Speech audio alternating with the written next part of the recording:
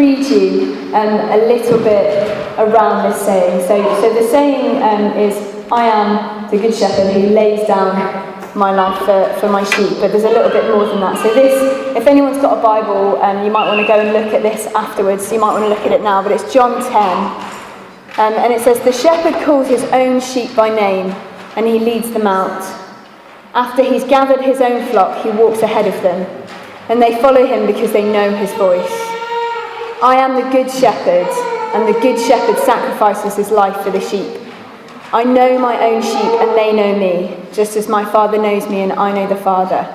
So I sacrifice my life for the sheep. And one of the first things it says is that the sheep know the shepherd's voice, so they recognise the shepherd when he calls, just like we saw in that little activity. We were, at least at the beginning, all listening to Cat, because we were recognising the calls. And the same is true of the other way round. It talks about the shepherd intimately knowing each of his sheep and calling them all by name. And I don't know about you, but I have a tendency to think, why would God know who I am? Why would he think that I'm worth bothering about? There are so many other people out there who are way better at stuff than me, way better behaved than me. Surely he knows who they are, but surely he doesn't know who I am. And I think it makes it quite obvious in the Bible that actually God cares passionately about every single one of us. Equally, not just the people who seem to be perfect. And there's a brilliant verse that talks about this in the Old Testament in Isaiah 49. And the Israelites think that God has abandoned them and he doesn't seem to be answering any of their prayers. And they say, the Lord has forgotten us, the Lord has abandoned us. And God's response to them is this: could a mother forget her little baby? Even if that were possible, I would not forget you. See, I have written your name on the palm of my hands.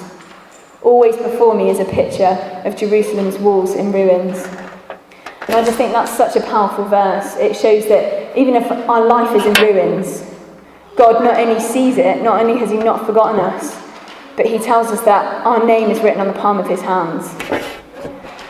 Now, as we've seen in Psalm 23 that Jack read out earlier, the theme of shepherd and sheep is quite a big one in the Bible. It runs kind of throughout the whole Bible. And there's lots of references in the Old Testament to God being a shepherd and leading his people. But there's also lots of references to it in the New Testament, not just in John's Gospel. And there's a particularly famous story in Luke's Gospel, so the third Gospel, where Jesus tells the story about a sheep and a shepherd. And he says this. This is from Luke 15. If a man has 100 sheep and one of them gets lost, what will he do? Won't he leave the 99 others in the wilderness and go and search for the one that's lost to find it? And when he has found it, he will joyfully carry it home on his shoulders. Now, I'm going to let you into a little secret. That story isn't really about sheep. And actually, it makes much more sense in light of the story that Jesus tells afterwards, which is the story of the prodigal son that some of you might be familiar with. And you should all have on your seats a piece of paper with the story of the prodigal son and then a picture underneath it. But don't read it now. I'm just going to briefly summarise the story of the prodigal son. You can go back and read it properly later. But basically, there's a son, he's the younger son, and he goes to his dad and he says, I want my share of the inheritance now. And the father gives him the share of the inheritance. And he goes and he spends all of that money on wild living, on crazy parties, and he uses up all of his money, and he ends up in a pigsty, effectively, working in a pigsty. And he comes to his senses and he thinks, why am I not at my father's house? Even if I was working for my father, I'd be in a much better place. So he decides that he's going to go to his dad and he's going to apologise and he's going to work his way back into his dad's good books. So he sets off home, but before he's even got home, his father comes and meets him and gives him a massive hug and throws him a huge party. And I'm going to let you into another little secret here. This story is not about the prodigal son. It's about the father. If you want to have a look at the picture there, this is a picture. It's not come out very well, it's better in colour. But it's a picture by an artist called Charlie Mackesy. And the picture is of the father hugging the son. And in the coloured version, you can see it a bit better. The son looks really dishevelled and kind of feeling quite sorry for himself. And the father just looks really strong, hugging him. And over the picture, Charlie Mackesy has painted some words. You may be able to make it out, but this is what the words say. This is the story of the prodigal son. It should really be called the running father, who waited every day for his boy to return, the boy who had rejected him so badly. And finally, when he saw him from a long way off, his father ran to him, hugged him, and kissed him. This story is about the running father. This is the story of the Father, not of the Son. And it's a story about God the Father. And I think this story sums up the Christian message as a whole. I think it's really about God the Father desperately longing for all of his children to come home. And I think it's a really good idea when we've got questions about God, about whether he's good, about why he allows suffering, about whether science and God can come together, big questions like that, or questions about the Bible. I think it's really good if we try and think about these questions in light of this story of the father who is just desperately waiting for his children to come home.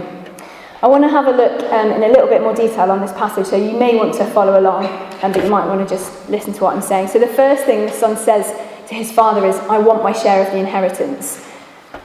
And basically, you didn't get your inheritance until that person had died. It's the same today, if a rich relative dies, you get the money. So basically, the son is effectively saying to his dad, I wish you were dead. And you'd think the father would be like, no. But he gives the son the money that he asks for, and the son then goes and wastes all of his money on parties, sex, drugs, rock and roll, if you will.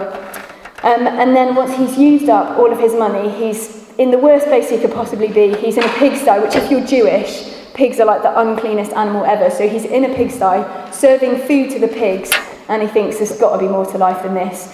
So he crafts a sorry speech in his head, and he goes to his father, ready to apologise.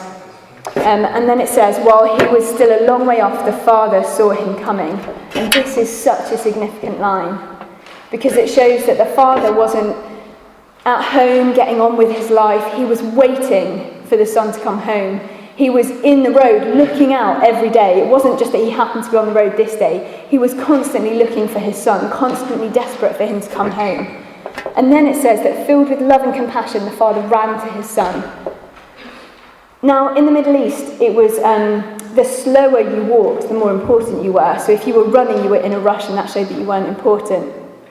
And likewise, in the Middle East, they would have been wearing long robes. So what would have been the only way that you could have run if you were wearing long robes? Anyone?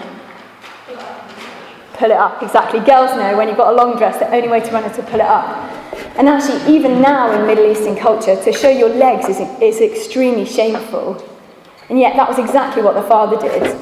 He ran fast, and he hitched up his robe in order to do it. But he didn't care. He didn't care that he was bringing shame on himself. He didn't care that no one around him would have thought he wasn't important, because his sole aim was to get to his son as fast as possible. And then it says that the father ran to his son, he embraced him and he kissed him. Everyone that's listening to Jesus' story here is probably, and rightly so, expecting the father to give the son a serious telling off. Like he's just wasted all of the money on prostitutes, effectively, and come back with his head with his head hanging low, and so you'd think, right, he should be told off for that, but actually the father, even before the son can say sorry, hugs him and kisses him and throws him a party. The father offers forgiveness even before the son has said sorry. And I think that's such a significant thing, because if we look at who the father represents, the father is God. And who does that make us? That makes us the prodigal son. And that means that the father offers us forgiveness even before we come to him and say sorry. It's his initiative. And I think one of the key things in the speech that the son was going to say is that he was going to ask the father if he could become one of his hired workers, effectively asking if he could earn his way back into the father's good books. He thinks that the only way that the father would forgive him is if he does stuff to make it better, to repay all the damage that he's done. And I think we too so often think, don't we, actually, what can I do to make God love me more? But this story shows that actually the father is not interested in that. It's his initiative. He offers forgiveness. The son has to do nothing except come home. So, how does the father offer us forgiveness? Well, let's look closer at that I am saying. I am the good shepherd who lays down my life for the sheep. It's pretty obvious from this saying that Christ cares about the sheep so much that he was willing to put himself in between the sheep and danger. He was willing to die for the sheep. We saw yesterday that Jesus was the light that came into the darkness.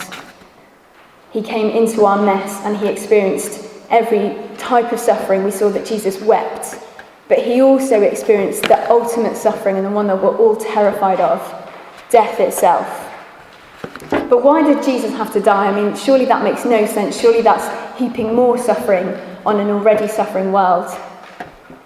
But if the world's a mess because we've said no to God, we've rebelled from his original plan, and that's why we're suffering in the first place, then something's got to be done to make the world right again. God can't just click his fingers and make everything okay, and I'll explain why. I'm a twin sister, and as a twin sister, it's kind of my prerogative to nick all of my twins' clothes and all of her shoes. So I do that on a fairly regular basis, but fairly recently I did something that was a little bit naughty. I stole her most expensive pair of shoes, which were really expensive, and I absolutely destroyed them. Completely ruined, no way she can ever wear them again. Now, I went to my sister and I told her that I'd broken her shoes. I did think of what stories I could tell her, but in the end I fessed up and told her that I'd broken her shoes. Now, my twin sister is then faced with two options. Either she can make me pay for a new pair of shoes, which is fair enough because I broke them, or she can choose to forgive me. And if she chooses to forgive me, she's basically left with two options. Either she's lost a pair of shoes because she couldn't wear them because they were completely ruined, or she's got to pay to buy a new pair herself from her own pocket. So either way, if she chooses to forgive me, she's at a loss because she's either got a pair of shoes that don't work or she's had to pay for another pair of shoes. All forgiveness, as you can see in this fairly silly example, is costly. My sister forgiving me cost her something. And in the same way, God's forgiveness was costly. And he paid a far higher price. He paid with his life. Someone had to pay for the fact that we'd rebelled against him, for the fact that we said no.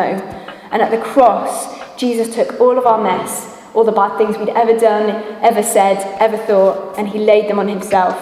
There's a passage in Isaiah in the Old Testament, chapter 53, and it says that he was pierced for our rebellion. He was crushed for our sins. All of us, like sheep, have gone astray. We've left God's path to follow our own. Yet the Lord laid on him the sin of us all. It's interesting that it talks again about us being sheep, straying away and desperately in need of a shepherd. And one of the words that sprang out to me there was the word sin. And I kind of grew up thinking that I wasn't quite sure what sin was. Was sin just the murderers, just the really bad stuff? Was what I did sin? And I studied theology for my degree, and as part of that I studied Greek. And actually it was when I began to understand Greek a little bit better that I really began to understand what sin is. And the Greek word for sin, which is used a lot in the New Testament, is a word which comes from archery. Do you all know what archery is? With a bow and arrow.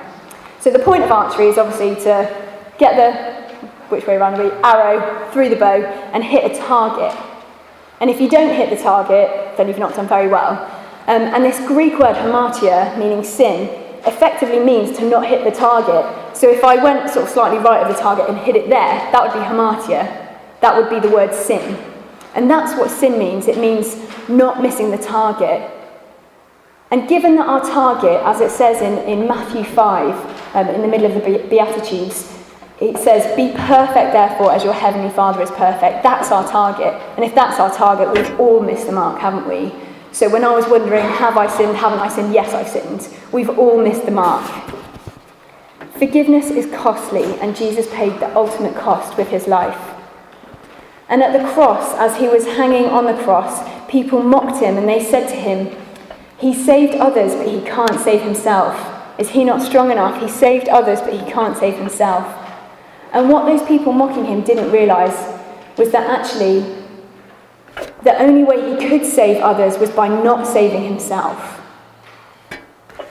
It was only through the weakness and the pain of the cross that he could save us and that he could show us just how much he loved us. At the cross, Jesus asks the question to God, my God, why have you forsaken me?" And the answer to that question is for us. He's been forsaken for me. He's been forsaken for you. My God, why have you forsaken me? For us. How do we know how much something is worth? How do we know that my sister's shoes were worth a lot? Well, it's by what we'll pay for them. Most of my clothes and shoes come from charity shops. They were a few quid, or they're people's old hand-me-downs that they don't want anymore. Nothing I'm ever wearing is worth a lot because no one would pay much for it. Everything's broken, as you can see here. My twin shoes, on the other hand, cost a fortune. They're worth a lot. And the question we need to ask is, what did the world mean to God? How much does he think the world is worth? I had a poster as I was growing up, and it had a picture of a cross, and underneath it had the words, "I asked Jesus how much he loved me. This much," he said, and he stretched out his arms and died. And I think that's an amazing illustration of just how much he loved us. He loved us so much that he was willing to die for us. So let's go back to the story of the prodigal son. I love the words at the end of the story. I think they're reminiscent of the song Amazing Grace, which we sang earlier, where it says, "I once was lost, but now I'm found, was blind, but now I see." And John Newton, who wrote that song, famously went on to say something towards the end of his life. He said, "Although my memory is fading, I remember two things very clearly. I am a great sinner, but Christ is a great saviour."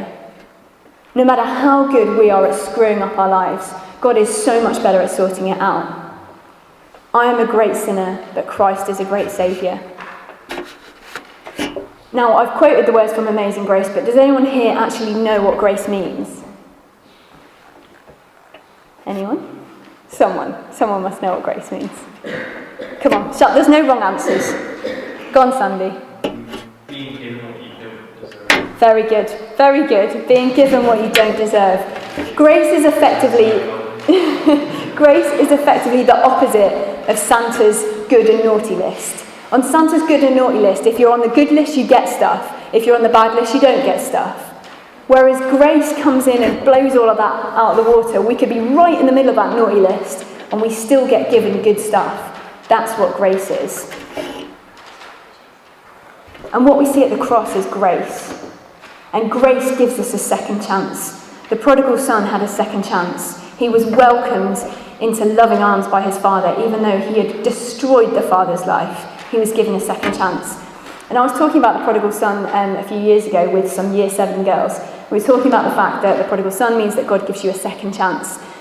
And one of my girls, who she had a tendency to be a little bit annoying, and she put up her hand and said, "God doesn't give us a second chance." And I was all ready to correct her and say, "Oh, I think you've not been listening, I think he does." When she said something that just completely stopped me in my tracks. She said, "God isn't the God of second chances, because we don't just mess up once.